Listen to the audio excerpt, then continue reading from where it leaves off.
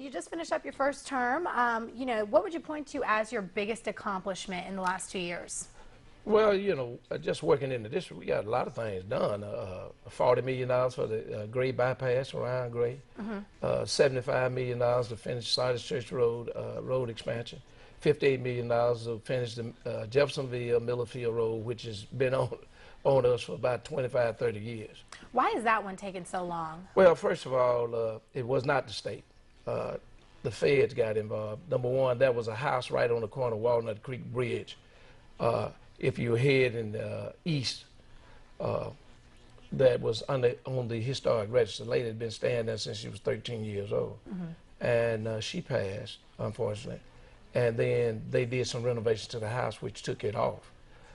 When we got down the road, where Lakeside Park is, and Norfolk Southern has a railroad trust across there. The biggest problem there was that the EPA said that if we did something to the road and disturbed that earthen dam, that if that dam broke, it would wash out the trailer park, which is right across the street. Okay. So we had to go back and redo that. And when I say redo, we had to reconfigure it. And so what we decided to do through the DOT and the engineers is that portion of the road we would dig up, take all the asphalt out, put down cement and steel, and make the road like a covered, so it would channel the water into the creek that goes out to the river if the dam broke. So it's a more complex issue. Yeah, and maybe it set the cost up too. Yeah, $58 million is a big price to pay for that. But when do we expect that work to start? Well, they've started already.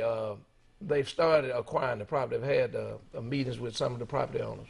And so they have to work out what we call the admin. That was something that the county would do, but we got the state to agree to do the admin. So if they got to condemn something in order to do it, the state would be doing it, not the local folks. All right, going back now to your term in office, where do you feel maybe you fell short these past 2 years? Didn't fall short, actually. Didn't fall short, very straight. What would your critics say? Well, critics say a lot of things. Everybody has an opinion. That's just like having maximum gloomers. Okay, all right, fair enough. All right, I'm sure, it's common for you in a campaign to say your record is better than your opponent. Specifically, talk specifics to me. What are your clear differences in your approach to governing? Well, the clear difference is I can read a bill. Can you elaborate on that? Well, when I say I can read a bill, that means I would know everything in it. For instance, Ashley, when you looked at the consolidation bill, it's here.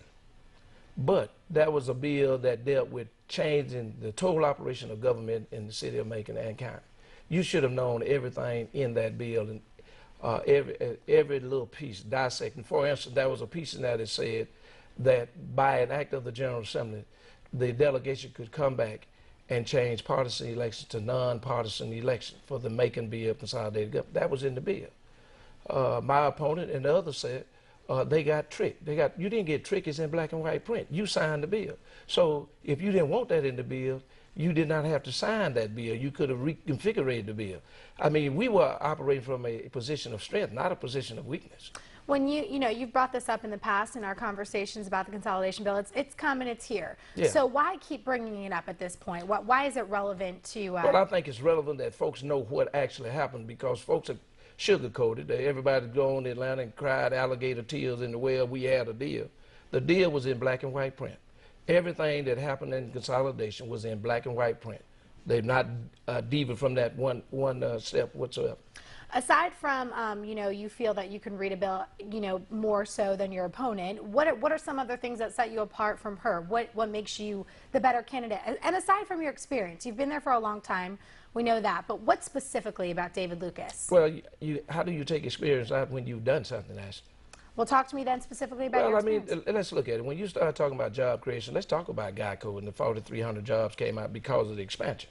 And that was because of the Chamber of Commerce came to David Lucas as a member of the House back then, trying to get it because we were in competition with Lakeland, Florida for that particular expansion. And we got a deal worked out through DOT in black and white print that the commissioner signed that, basically consummated the deal for us. So you feel having been up there for a long time is what really ultimately sets you apart from her? Well, not so much being there a long time, but you have to work, Ashley. And you've got to be able to read. If you can't read, you can't comprehend. How do you feel you've worked better with businesses aside from GEICO to make this area more attractive for incoming growth? Well, number one, what you do is you have what they call the economic development arm of the Chamber of Commerce. They go out and do the recruitment. You don't know anything. When they recruit somebody, they have a number. You don't know anything about it. You don't know what company it is, anything. But what they do, once they are able to get the folks to agree to certain things, then they bring it to the delegation and ask the delegation to do tax incentives, those kind of things, which we're the only ones that can do in order to bring those businesses here. So you basically depend on them. They are the ones who have a job, get paid just to go out and do economic development. Let's switch gears now. Aside from job creation, healthcare, that was a big talker for you, especially this session. Now, you highlighted that there's a real issue sustaining it in those rural counties. What can you do from the state Senate to improve the rural healthcare in those areas? Well, you know, the governor appointed a task force. The bill that I introduced did not pass, and the governor did more than what I had in the bill. He appointed a person to oversee all of the rural hospitals and basically to know what their economic impact is, where they might be falling short in certain things, trying to help them stay open. But one of the biggest problems you have in rural communities, they don't have a sales tax base like a place like Macon or Augusta or Columbus or Savannah. And so they have to do innovative kind of things. And when they get a hospital, there are certain things that the Department of Community Health can say, well, we will allow y'all to do these particular things. You don't have to do this. And that's up to the Department of Community Health because they all have a CON, those existing hospitals right now.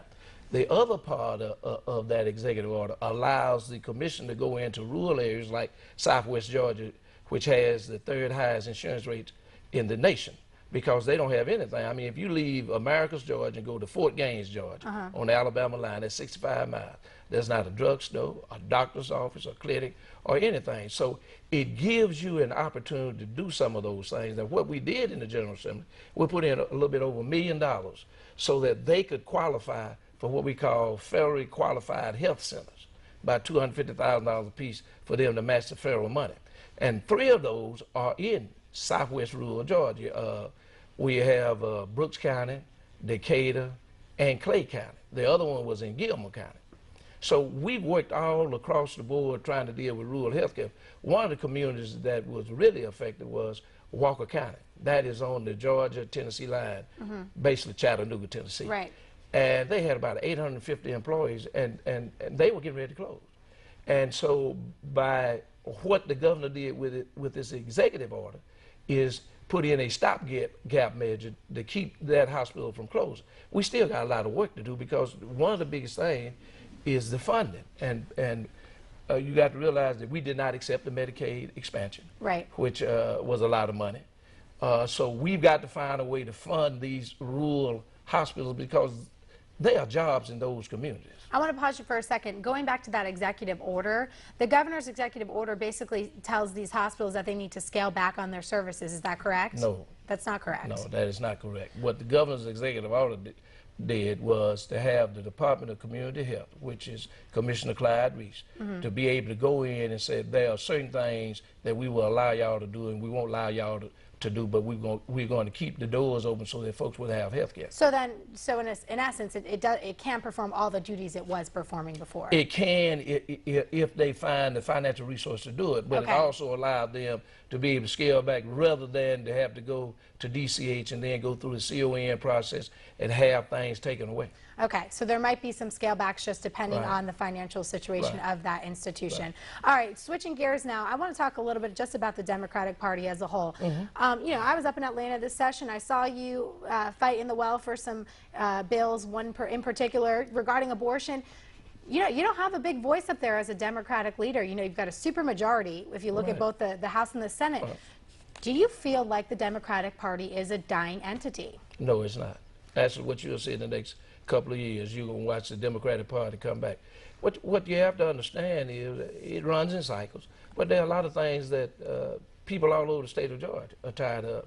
For instance, they raised the tuition rates on college students. The parents showed up at the Regents and they were mad as HEAA. Now, we've got to do some things on education because we shorted education when we had the downturn in the economy. But we also gave big tax breaks to large corporations in Georgia. And what I feel like, you got to have a mix between corporate Georgia and the citizenry of Georgia, and you work out some things. So a lot of those tax credits the companies took, but they did not do what they were supposed to do, and that was to hire folks. And so now what you have is a special committee going back looking at all the tax credits and those folks who got it, and how many jobs did they create. So going back now to education, looking at that, I just want to touch on that quickly because I know another issue this session was the, oh my gosh, it's Common Core. Sorry about that. Had a mishap. How do you feel about it? Do you feel like, you know, you'd be in line with your Republican counterparts for getting rid of it? You know, do you think that's the solution for education in this state? Well, first of all, you have to know what's in the bill. And I don't know what they're going to come out in a bill. Now, you got to understand that we are not a chairman in the Georgia Senate except for a couple of committees. And they are not the real biggies like education or appropriation.